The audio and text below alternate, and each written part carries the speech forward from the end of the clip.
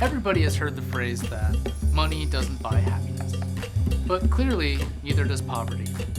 So what does that phrase really mean? In this video, we're going to break down the difference between fake happiness and real happiness. So fake happiness versus real happiness. You can think of fake happiness as short-term happiness and real happiness as long-term happiness. So it's not that short-term happiness is completely fake. It's just that it's fleeting and only lasts for a moment. Nothing wrong with that.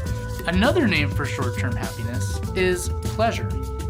It can be your food, drinks, social media, video games, drugs, sex, jet skis, even hugs and puppy dogs are all in the category of pleasure. So clearly, there's nothing wrong with pleasure at all. But the problem is when you try to get 100% of your happiness from pleasure. That's what is known as addiction. And that's what they mean when they say that money doesn't buy you happiness. They mean to say that pleasure doesn't buy you happiness. Because you can have all the money in the world, but still have anger, anxiety, guilt, and depression. So whatever your version of pleasure is, if that's all you ever focus on, you won't feel satisfied. And that leads to the category of what real happiness is. So what is real happiness? Obviously, real happiness is also long-term happiness. And opposite from pleasure, long-term happiness is created by fulfillment. Now, fulfillment is cultivated by 3 attributes.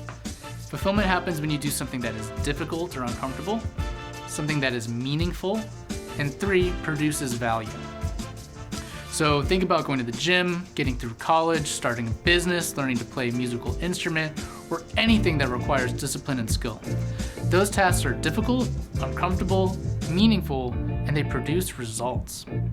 So that leads to another way of thinking about fake and real happiness. Pleasure is consuming. Fulfillment is producing. So if you find yourself feeling empty and lost, then that feeling is your indication that you have consumed too much and that it's time to produce. It's time to give back by creating. So the more you focus on pleasure, the less fulfilling it becomes. And the more you focus on fulfillment, the more enjoyable that becomes. So another good way of thinking about this is less quantity of pleasure and more quality of pleasure, and more quantity and quality of fulfillment. It's not a bad idea.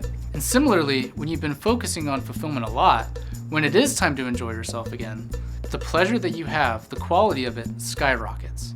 So not only are you feeling more rewarded because you've earned it, but now you're enjoying at a higher quality what is your version of pleasure, whatever that may be.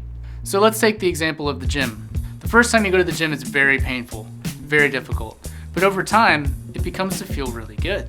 In fact, when you miss a day, you feel worse than even your first day ever felt. And similarly with your business, when you reach a breakthrough, you get the results of a payday. Or let's say you've been working on guitar or an art form, and now suddenly you're playing something that's really good, or you've made something that you feel really good about. Well, that type of happiness is way deeper and way longer lasting than any pleasure you can find. So that's the 2 kinds of happiness. Both are great. The message of this video is not that pleasure is bad, feel guilty about it, and never enjoy yourself ever again. The point is that by giving you these 2 categories, you can now choose to live by your own ratios of fulfillment and pleasure, and to remember that if you need more long-term happiness, it's time to produce more and consume less.